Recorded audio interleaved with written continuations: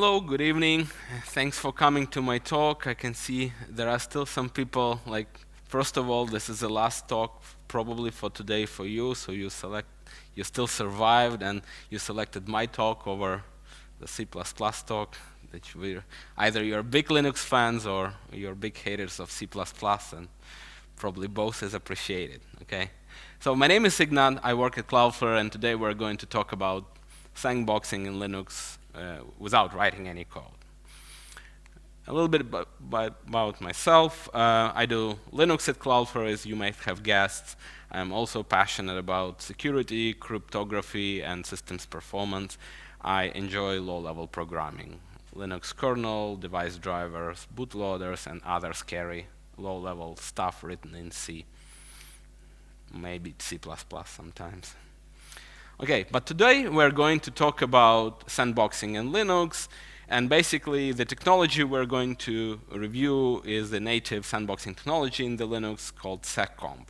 But to understand seccomp, we have to first understand system calls. So who here knows what a system call is? Cool. Okay, so let's start with system calls, right? And in modern programming, we use an operating system, and this is a traditional operating system design you're probably using in your day-to-day work. So you're not writing your code to directly run on the hardware. So basically, you have your hardware, your compute, and probably you run some kind of operating system on top of it. So probably you can run Linux and maybe some other inferior operating systems like Windows or Mac OS. Yeah, and then you run your application, your code on top of the operating system. And this is where this traditional, like mentioned in many literature, separation happens. So user space is where your code runs, and there is a kernel space where the operating system runs and has direct access to hardware. So technically, your applications do not have direct access to the hardware, and they always communicate with an operating system. So if we zoom in, so what are system calls? So again, you have your application, and we already discussed you have an operating system kernel. So you need to somehow interact with the operating system kernel to do what you need to do. And the operating system kernel has some kind of interface, right? So, and this interface is basically called system calls. So basically, your application just interacts with the operating system through this interface, which is called system calls. So system calls is just a well-defined interface between an application, otherwise known as a user space, and the operating system kernel. And it provides you some stuff, right? So it provides you hardware-independent abstractions. So technically, your application doesn't care if you need to write data to an SSD or an NVMe disk or a spinning disk. You just have a well-defined abstract interface of file I/O, and you can store data. Also, it provides some other services to your application in a hardware-neutral manner, like networking. Again, you don't care about which protocols or network card they're using underneath. Same as for time, sound, etc. Also, the operating system being this middleman between you and the hardware, it provides some access control and permissions. It is possible to run different code on different applications with different privilege levels. And and also the operating system provides you with resource managers, so you can share resources of your hardware between various applications, because modern operating systems are multitasking, right? So you can run several applications at once. So these are system calls. It's an interface. So what is seccomp then? Seccomp is just yet another system call for the Linux operating system. But it is a bit special because, in a way, this system calls allows your application to tell the operating system kernel which other system calls your application intends to use, and more importantly, which system calls it will definitely not use. Right? And then, when the kernel gets that information, the kernel can enforce the system call policy provided by your application, and basically take action if you violate their policy. So seccomp according to the documentation, Linux documentation, is not a sandboxing solution, but a tool for an application to create sandboxing solutions for itself.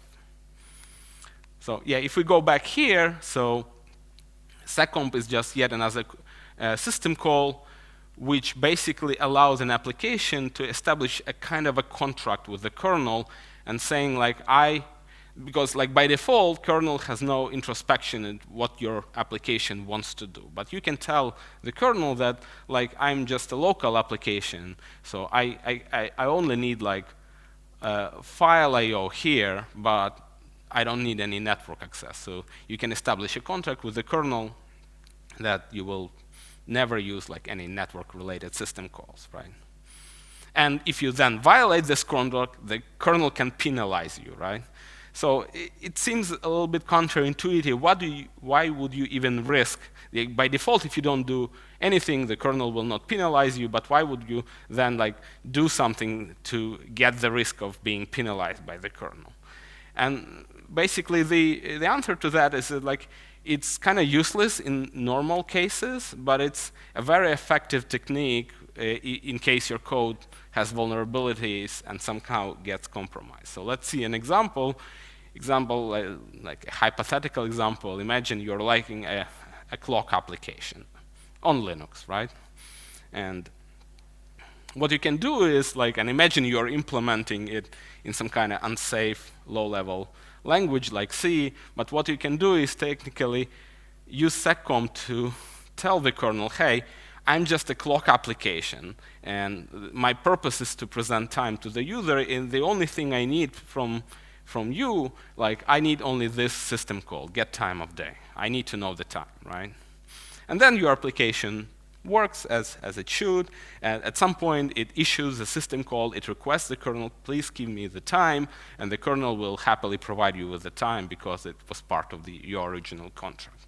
Now let's imagine, because you wrote the application in an unsafe language, it gets compromised, right? Some attacker exploited your code, and they got some kind of code execution, and they try to steal your data, and then they also try to send this data to themselves over the network. So what they will do, they will direct the application to you to send this data using the send system call. But because it wasn't part of the original contract, it's not the intention. The kernel knows that it's not the intention of the clock application to send data over the network.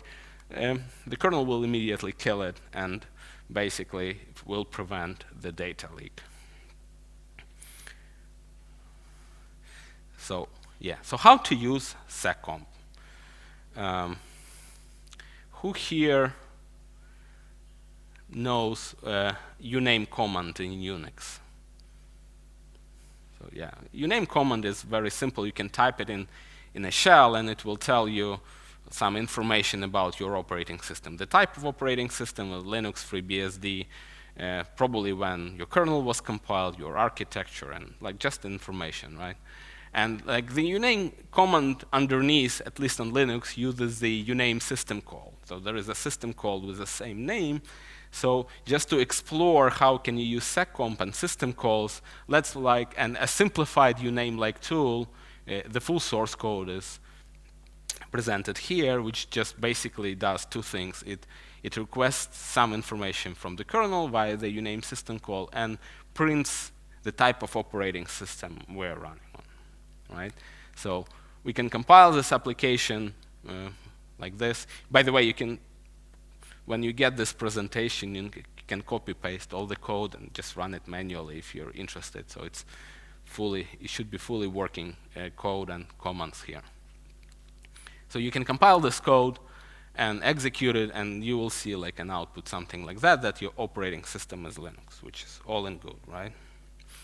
Now let's try to sandbox this application, but we will, for the purposes of this presentation, we will incorrectly sandbox it, so we will actually see how kernel can penalize the application. So just to break it into several slides, in this main file, we will add a function like sandbox, which will create a seccomp policy for our application before we actually execute any system calls. And on this slide, this would be the implementation of this function. You don't have to fully understand this. The gist here is, first, you write your seccomp policy, and seccomp policies, if you write it by hand, are written in the low-level eBPF assembly language. So this policy basically tells the kernel that, remember, we're building incorrect sandbox. We're telling the kernel to actually allow all system calls except the uname system call. So, and in case if our application tries to use the uname system call, we tell the kernel, we also modify the default action the kernel would take. So by default, if we violate our seccomp policies, the kernel will just kill us, but we want to be more elaborate here. We tell instead, we should want the system call to return this error code, Ignat down. So our application is allowed to use anything except the uname system call. And the final bit, we just need to convey, so we define this policy and we convey that policy to the kernel. So after this line, it should be fully enforced. So let's recompile our modify sandbox application and try to run it, and you will see something like that. So we see that uname system call failed, and we see an error code, network is down. And we definitely know this is because our policy, because under normal cases, you know, like just to get local information from the kernel, you would never need network access. But here we see like the program complained that network is down because we told the policy to return this error code. So essentially in this, in our original application, we are just hitting this error pass here and getting the error code. But as you've just seen, like writing seccomp policies by hand is hard. It's a low-level eBPF assembly-like language, and you've seen a big listing for our simple policy which prohibits one system call. Imagine what would that policy be looking like for a real-world complex application, right? And also you need to be aware of different low-level details. So like in the code, you have to specify system calls by numbers, and like, for example, different architectures, CPU architectures have the same system calls under different numbers. So sometimes if you write this policy, it will work on x86 system properly, but misbehave on ARM64. And also you need to read a lot of man pages and understand that to actually use seccomp, you need to understand this bit as well. It's too much low-level detail here. Luckily, we have like a more, like when something is complex, like open source community comes up with some abstraction. And this abstraction for seccomp is a library called libseccomp, of course. And we can actually just rewrite just our sandboxing function. The code stays the same using this library. And the code is much simpler now. So basically, it abstracts away much of the low-level details. So the first thing is we set our default policy, and by default, we say the default policy is allowed. So everything which we don't explicitly specify is allowed. Then we convey our like wrong policy. We'll say like, oh, but if we try to use the uname system call, and here uname we can specify by name, and the library will resolve it properly to the correct system call number, we tell the kernel to kill the application. This time we will not return custom error codes. For simplicity, we'll just tell the kernel to kill the application. And again, we just convey this policy to the kernel. So after this line is executed, our policy should be enforced. So let's see how it works. We can again recompile our application, but now because we use the libseccomp library, we also need to link with it, right? And if we execute it, you will see something like that. So remember, we don't provide custom error codes. The moment the application tries to execute uname system call, the kernel kills it, and probably like your bash shell will detect it and write something like that, like system call number. But here is a problem, like why are we talking about no-code seccomp, right? So here in these previous examples, we have seen that in order to sandbox an application, we had to write some code explicitly in our application. But there is question, like who is here is software developer, actual software, who writes software? Oh, almost everyone. So yeah, how do you or how do you think, how many developers start a project with a mindset that, yeah, most likely I will write bugs and security vulnerabilities.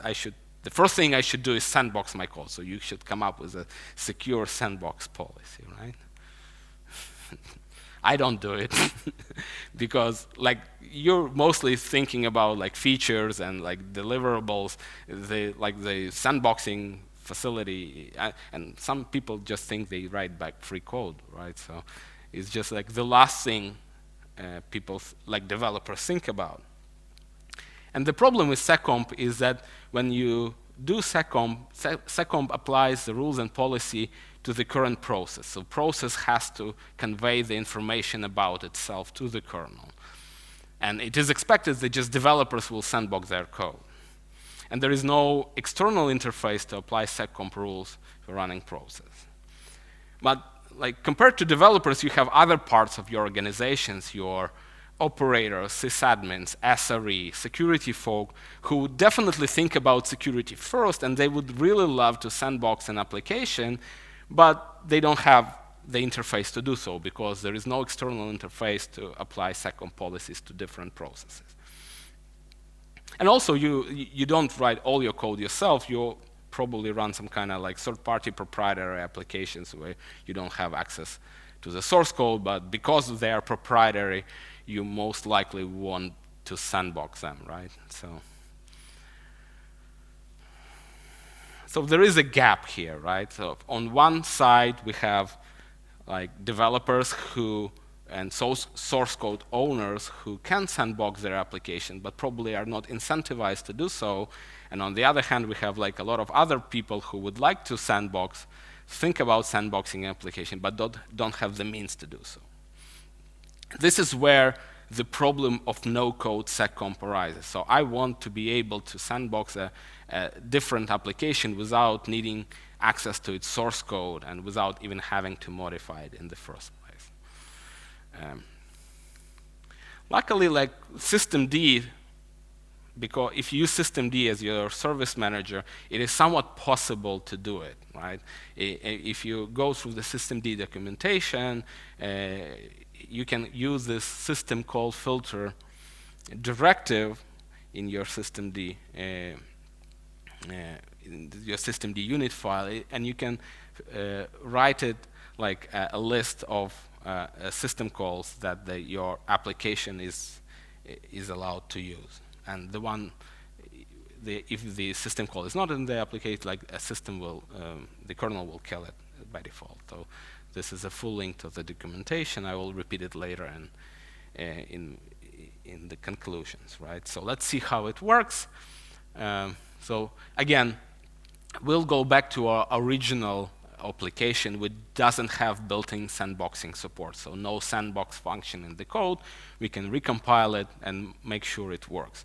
Now, to simulate that we're running this application through systemd, like from the shell, we can actually use the systemd run command, but the same applies if you run it through a unit file, right? So we can also, again, execute our application here through systemd, and we can make sure it still works. So we see the expected output, and systemd tells us that the application finished like with success result, exit state is 0, which is all fine.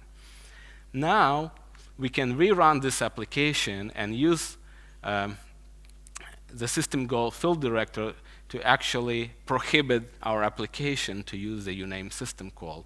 And like by default, this is like an allow list, but if you put tilde in the front, it will like invert it. So basically, we're saying like we're not allowing the application to use the uname system call. And when you, so this is the directive. And when you execute it, you will see that we don't see our expected output. So the application never got to the code, like talking to the kernel, and it was killed with a signal by the operating system. Also, there is another directive here where you can add so-called system call error number, where we can simulate, our first example. So tell the kernel, instead of killing the application, return the custom error code.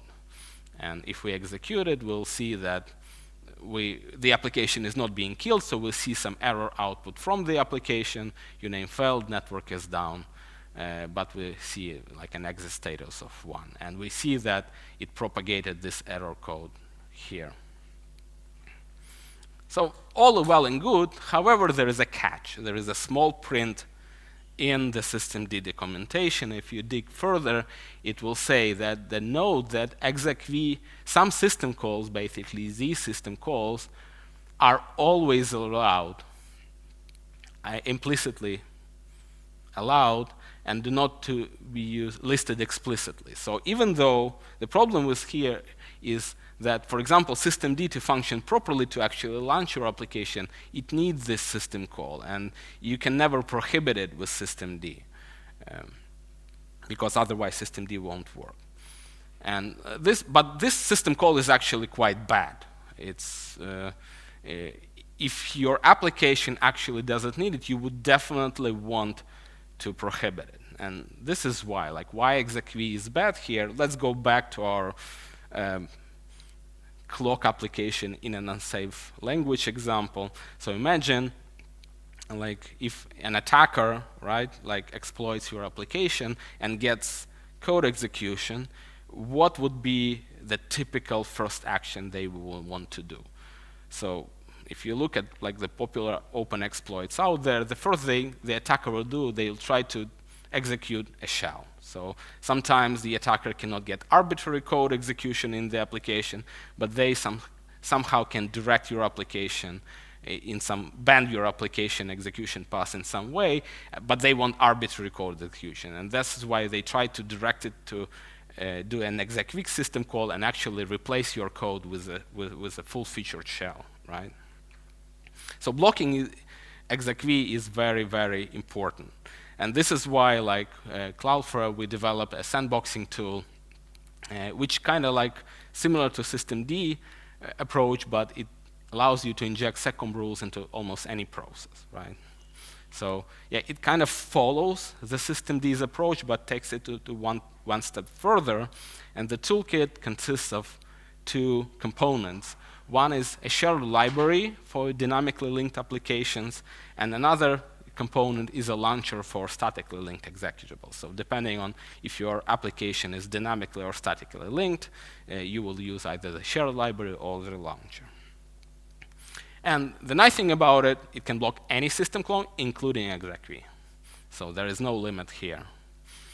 And because it applies to any process, it works on any binary written in any programming language, and even a proprietary binary, which you don't have the source code for, and you never have to modify it. And the best thing, it's open source, so you can take it. At this point, you might be wondering, you said shared library, we're talking about 0 code here. Doesn't mean, if we have a library, doesn't it mean we have to code against it? And the answer is no, because it's kind of a special shared library. I'll show you in a second. So let's go back to our original non-sandboxed application. So we will recompile it and make sure it still works. And this time, we want to implement our twice wrong sandboxing policy through the library. So what you would do is, you don't have to modify the binary to use the library, but all you have to do is make sure this library is somehow loaded into the process address space. And in Linux, you can do it with ld preload environment variable. So here, what we do is we basically ensure that our sandboxing library, which is part of our toolkit, is preloaded into the process address space. And then we supply the desired seccomp policy through the environment variable. So here we say seccomp syscall deny, and we specify the list of all the system calls which we want to deny, and we just name here. And yeah, and this is what output you might see, that again, when we execute this application, we got a bad system call message from our shell. And you see, we never recompiled it, we just took the binary and sandboxed it directly. Some some of you who are here, sysadmins or SRE, would not like the LD preload variant because it's a kind of like, it doesn't always work. For example, for security reasons, if your application has a set UID bit set, like sudo LD preload environment variable would be ignored. So and sometimes you just can misconfigure the application and forget to set it, right? So if you just forget to do LD preload, this will not make sense and the process will be silent and not sandbox. To overcome this, you can use like this approach, for example, a patch elf utility, which can add our sandboxing library as a direct dependency to the application, right? And notice here we're modifying the compiled binary. We're not modifying any source code here, but we just like modifying the binary itself to have a permanent dependency on our sandboxing library.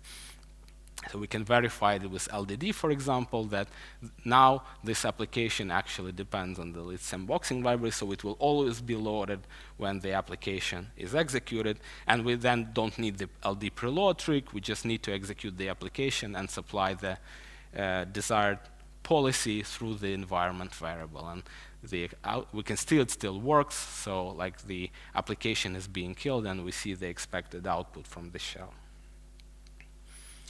But this all example is a dynamically linked executable. What about statically linked executables? So if we recompile our original application, our toy application, as a statically linked executable, we can still verify it works. Although it will be statically linked, we may notice that this dynamic, like preloading a library into the process address space doesn't work anymore. Because this is a static application, like all this doesn't make sense anymore, and it just doesn't work. You see our policy is not enforced. For this specific type of application, there is a second part of our toolkit called our launchers. For statically linked applications, all you have to do, again, you provide your desired policy via the same environment variables, but you just need to run it through our custom launcher called Sandboxify. And here we see that the policy is actually enforced. And again, we never modified any source code here, never recompiled. We just use this binary, right? So we just add. This is like a test output from the tool itself. So it says that you actually added your name to the process seccomp filter, and we can see that the policy is now being enforced by the kernel and the application is being killed, right? Yes, and all you have to do is just to run the code through the Sandboxify launcher. So yeah, Cloudflare Sandbox Toolkit, very simple to use. You can configure your desired policy via environment variables. So the preferred one is, of course, system seccomp syscall allow is anything not in the list is non-allow, so you only like specify the system calls your application actually needs. Sometimes it's very hard to do so this is why we have the less preferred one, seccomp syscall deny, which anything in the list is not allowed. Anything in the list is not allowed, and everything else is. So default action is allowed, and explicitly prohibited system calls like execv are blocked. There is also a third variable you can use, seccomp default action. So the default behavior for the kernel, as we just learned, if the application violates a seccomp policy, it's getting immediately killed. But sometimes, especially if you're having a proprietary binary, you don't actually know which system calls the application legitimately is needed, or like you're not sure. You have like a lot of software dependencies, so you have to like research first which system calls the application needs for normal operation. And this is where you can set it to a string called log. So instead, if you have this, instead of like the kernel killing the application, if it violates a seccomp policy, it will just log the action. And if you have like audit D running on your system, or even if you don't, you can just check it in dmask. You will see that a process violated a policy, but the process will not be killed. The application would still work. And then you can learn from the log which system calls are used by a particular application. Yeah, and so two pieces in the Cloudflare sandboxing tool, libsandbox basically for dynamically linked executables, and you need to just preload this library into the process. You can do it with either LD preload or patch the ELF binary directly. And you have the Sandboxify launcher. It works for both statically and dynamically linked executables. And you just need to launch your code through this launcher. And at this point, you might be wondering, like, why do we need this, right? So if this works for both statically and dynamically linked executable, why do we even have this option in the first place? And to better understand that, like, the answer to this is, like, with this approach, if you have a dynamically linked executables, you can have much tighter security policy. And I will show you why just in a second. So let's just review any application startup on Linux from like 1,000 feet view, right? So like when you launch an executable written in any programming language, you basically have two stages. The first stage is runtime init. Like regardless of which language did you use, you always have some kind of runtime. There is a C runtime, there is a Go runtime, Python runtime, any runtime. And this runtime runs a lot of code at the start of your application to set up the process specifically for your programming language. And the second stage is basically your main logic. This is where your main function, your business logic, is being executed. And the problem with that if you use the launcher, the seccomp policy will be applied somewhere here before the runtime init stage. But if you use the libsandbox library, the seccomp policy will be applied after the runtime init stage. So why it is important? Like, what is runtime init? Runtime init is basically a lot of system calls which are never used afterwards, because the runtime sets up your application, but then your business logic may not need these system calls. And for example, with least sandbox approach, when you establish your policy, your contract will be only system calls from the main logic, right? But if you use the Sandboxify approach, you would need to allow system calls both from runtime init and the main logic. So you will have much wider, like, allowed list of system calls, so like wider threat surface, right? So let's see an example. Let's recompile our application back as a dynamically linked executables, and this time we will try to define proper sandbox, right? So we will define the number of the minimal number of system calls we need to allow for this application not to crash, not to be killed. And if you do that with the preload, with the library approach, you would see you would only actually need to allow 4 system calls, these for the application to work properly and not being killed. However, if you rerun the same application through the launcher, you would notice that you would actually need to allow 13 system calls to application to function properly, because now we're allowing all system calls from the C runtime init stage as well. So it's 13 versus 4 in the allow list. This is basically everything I wanted to tell you today. Here are some useful links. The first link is the link to the seccomp man page. There is a lot of useful information there and some low-level details. The second link is the link on GitHub to the libseccomp library, which we also reviewed today. The third link is the link to systemd documentation for the system call filter directive. And the fourth link is basically the link to our sandboxing toolkit on GitHub, which you can download, use, improve, comment, pull request, and whatever, provide feedback. And everything I described today is also mentioned in the Cloudflare blog post, so you can copy-paste examples and like run all the code which I presented here today and retrace all the steps. Yeah, and thank you. I think we have some time for questions. Any questions?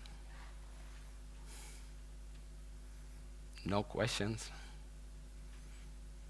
Going once? Yes, one question.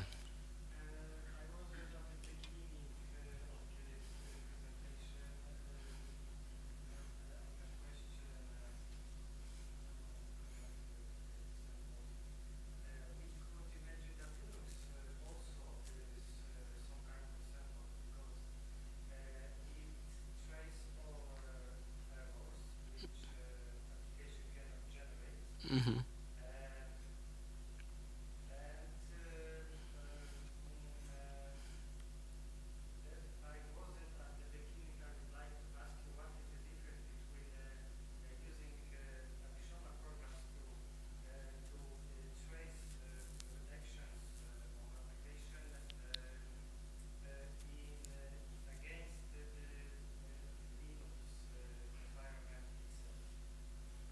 So you probably mean that Linux, for example, has a trace tool, right?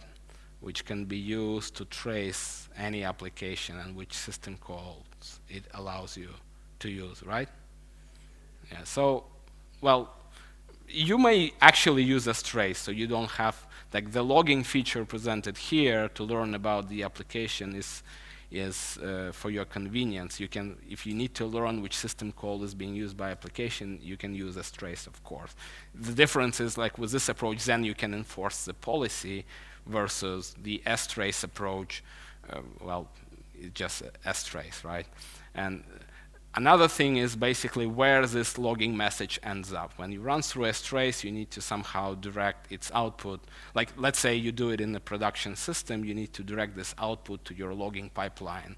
Whereas if you violate a seccomp policy, even if for default logging action, you would most likely you have like a proper audit D set up and like monitor security events, you already get it there by default. And even though, and it's, you will definitely set it up because even if you don't need to evaluate the application, you would still need to have this security monitoring set up later when you run the applications in productions to see if nothing violates your seccomp policy. Because like we had like in our example, like let's say I sandbox a Go program like that, right? And at some point when developers just upgraded the dependencies of the program, the modules the Go program used, it started to crash, right? And they like, oh, we don't understand why the program started crashing, and we immediately checked the security logs, and it was violating a seccomp policy because one of the modules, they added a code which like reads a file from a specific location which wasn't allowed. So we eventually verified this was a legitimate use case, so we updated the policy, but like having this logging pipeline already set up like helped us to like improve our policy like over the long term. Yes.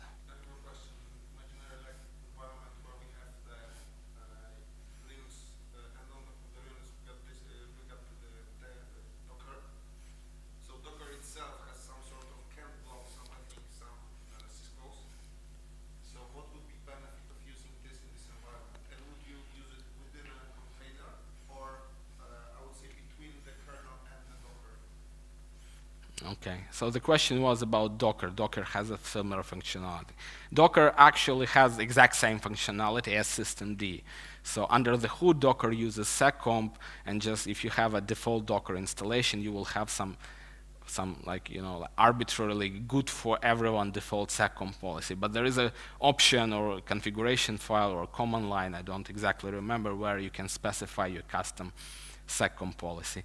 I haven't reviewed in detail how it is implemented, but my hunch is I strongly suspect it suffers from the same problem as systemd. It cannot block execweak system call because Docker needs to execute an application. The nice thing about like which one would you use? I think we should use both. The nice thing about seccomp, it's stackable, so you can submit initial set of policy and then you can further tighten it like as your application is being executed.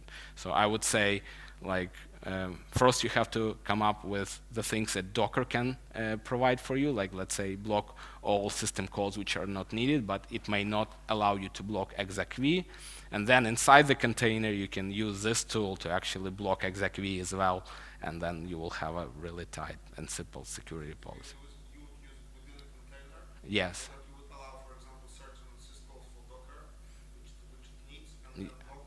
Yeah.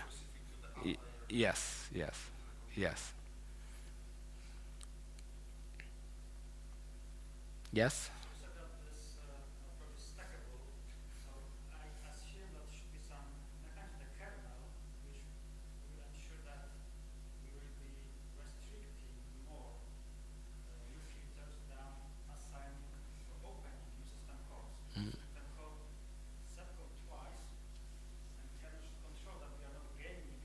Mhm.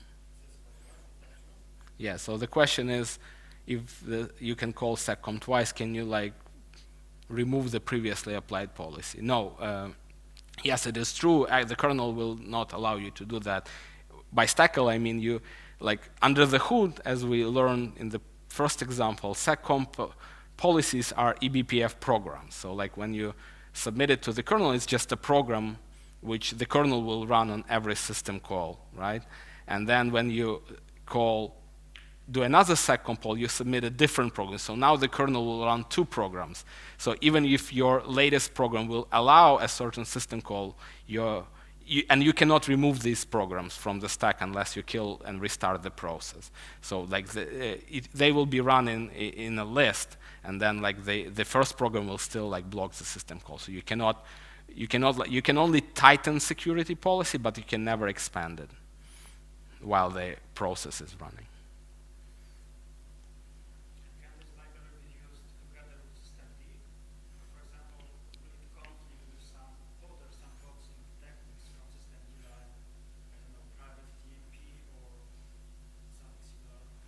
Well, the question is, can this be used in systemd? We're actually using it with systemd, so we didn't see any problems so far, because all these like containerized things are probably applied by systemd first, and then when it launches your code, execute, then like the library takes shape. Especially, it's very true for dynamically linked executables. So we just specify the desired seccomp policy as a environment variable in the systemd unit file, and like use the library, and it just works.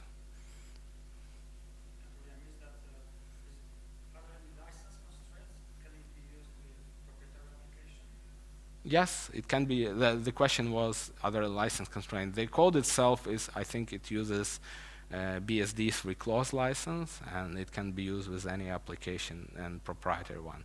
So because licenses are all about linking the code, right? We don't link any code here. We just run it as a sidecar, so to speak.